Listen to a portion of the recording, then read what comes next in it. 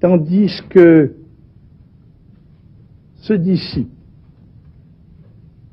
tout au moins dans une certaine mesure, la perspective d'une guerre mondiale éclatant à cause de l'Europe. Voici que d'autres conflits où l'Amérique s'engage dans d'autres parties du monde, comme avant-hier en Corée, hier à Cuba, aujourd'hui au Vietnam, ces conflits peuvent, en vertu de la fameuse escalade, prendre une extension telle qu'on aboutisse à une conflagration générale.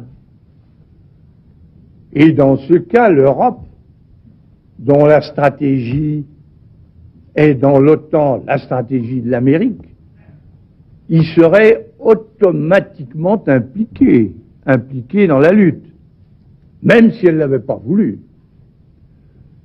Et ce serait le cas de la France.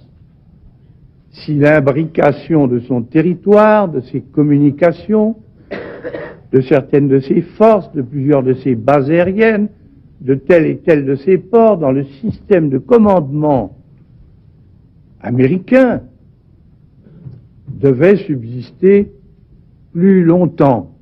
Il faut ajouter que notre pays devenant de son côté et par ses propres moyens une puissance atomique est amené à assumer lui-même les responsabilités politiques et stratégiques que cela comporte, et responsabilités que leur nature et leur dimension rendent évidemment inaliénables. Et enfin, la volonté de la France de disposer d'elle-même, ce qui est indispensable pour qu'elle croie à son propre rôle et pour qu'elle puisse être utile aux autres. Cette volonté de la France est incompatible avec une organisation de défense dans laquelle elle est subordonnée. Par conséquent, la France, sans revenir sur son adhésion à l'Alliance Atlantique, la France va d'ici au terme fixé comme ultime aboutissement de ses obligations, et qui est le 4 avril 1969.